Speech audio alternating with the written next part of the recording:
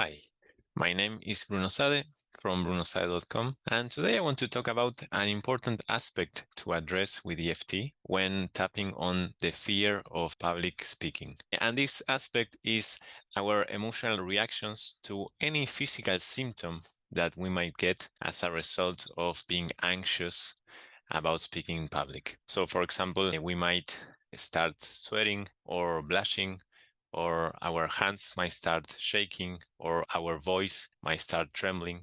And I think it's important that we can tap on our reaction to that, to the possibility of that happening, so that it doesn't throw us off if it does. Now, is it true that maybe with EFT we could, let's say, tap those physical symptoms away? Maybe. I mean, in theory, we could diminish our fear or anxiety enough so that we don't get these symptoms. But it is true also that when it comes to tapping, one of the challenges is being able to uncover and release all of the different aspects associated with the issue. And sometimes, let's say that we have a public speaking experience next week or tomorrow or whenever, and we don't know for sure whether we will be able to uncover and tap away each and every single aspect connected to that. So I would say it's safer to be open to the possibility that we might get some of these symptoms and to be able to make peace with them so that we can still speak in public and not let them throw us off. Okay, so how do we tap on our reactions to these symptoms appearing?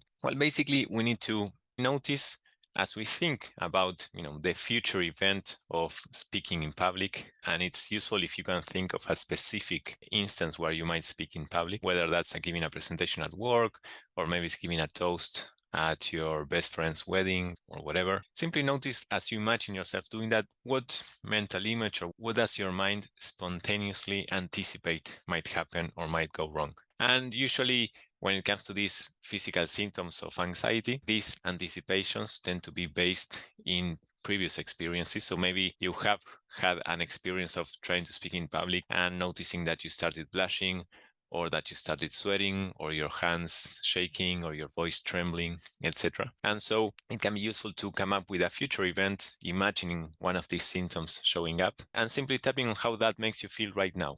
So, for example, it could be like, even though, as I imagine myself giving this presentation at work in front of my boss, and suddenly my hands start shaking, as I think about that, it feels so embarrassing, and I feel this embarrassment in my chest. And this is what I'm noticing right now. And then you tap using those phrases. And as you finish that tapping round, you ask yourself, so again, as I imagine myself giving this presentation and maybe my hands start shaking, what do I notice coming up for me now? And it might be a shifting aspect, a new layer of the onion to uncover and tap on, and that's okay. And it can also be useful to tap on previous times when this has happened, that you notice that still have an emotional charge, an unpleasant emotional charge, when you think about them now. And it can also be very useful to imagine what might be going on in some of the audience's mind as they look at you sweating or blushing. So, for example, imagining that my boss might be looking at me and noticing that my hands are shaking, and he's thinking, oh, Bruno is so nervous, he doesn't know what he's doing. And so as I imagine my boss thinking that about me, judging me in that way, what feeling, emotion, or sensation do I notice coming up for me now as I think about that? And maybe it is shame or sadness. Maybe it's sadness in my throat that he would think that about me. So the setup statement would go something like, even though as I imagine myself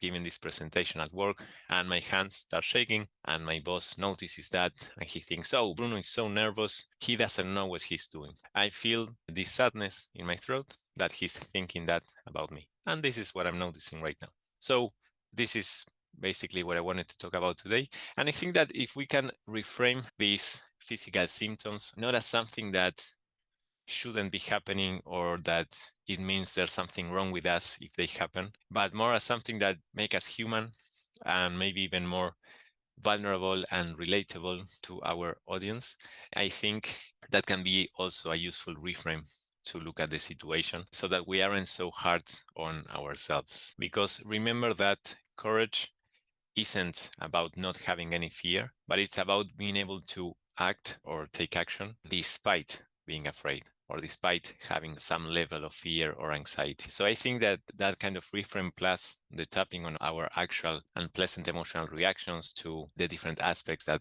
might go wrong while attempting to speak in public, I think that combination can be very helpful. So this is it for today. I hope this video was useful to you, and I look forward to seeing you again in my next videos.